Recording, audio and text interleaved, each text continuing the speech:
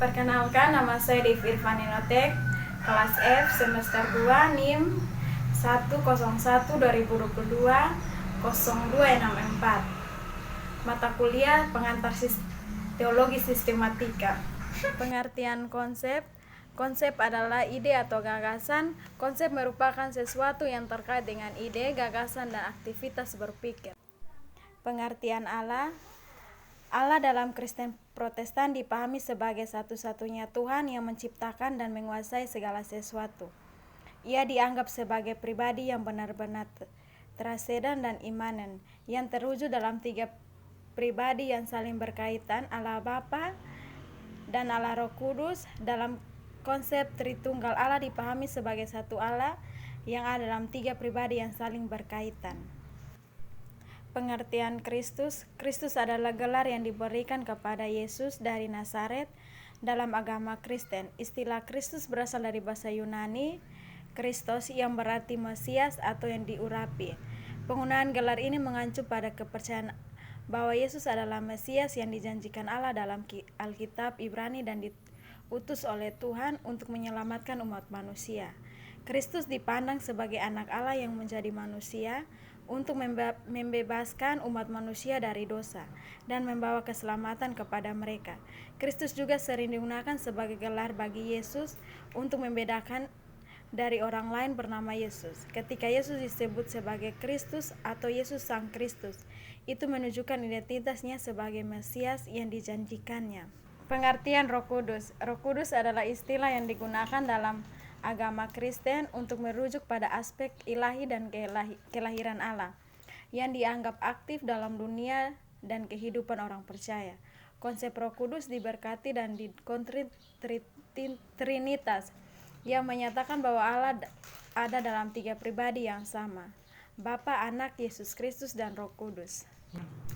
Pengertian gereja. Gereja adalah sebuah istilah yang merujuk pada tempat ibadat, lembaga keagamaan atau komunitas orang-orang yang berbagai keyakinan agama yang sama. Secara umum, istilah gereja paling sering digunakan dalam konteks agama Kristen, tetapi dapat juga merujuk pada tempat ibadat dan komunikasi dalam agama-agama lain. Secara etimologi, kata gereja berasal dari bahasa Yunani eklesia yang dalam Perjanjian Baru Alkitab Kristus digunakan untuk merujuk pada komunitas Kristen yang berkumpul untuk ibadat dan pengajaran agama.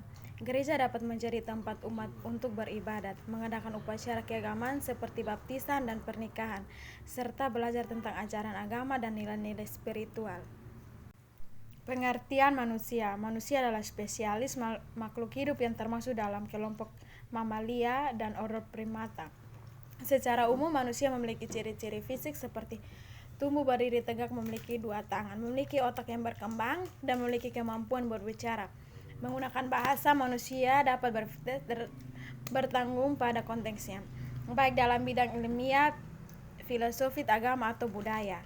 Namun secara umum, manusia adalah makhluk hidup yang memiliki kecerdasan maupun kemampuan sosial dan potensi untuk berkembang secara intelektual dan spiritual. Pengertian akhir zaman.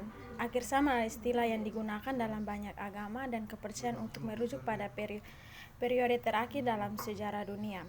Ini adalah waktu untuk di mana dipercaya bahwa peristiwa-peristiwa penting akan terjadi, termasuk perubahan besar dalam tatanan sosial, politik, dan spiritual. Pengertian akhir zaman dapat berbeda tergantung pada kepercayaan dan pandangan yang dianut. Dalam tradisi Kristen, akhir zaman dianggap sebagai masa di mana Yesus Kristus akan kembali ke dunia ini untuk mengadil orang-orang yang mati.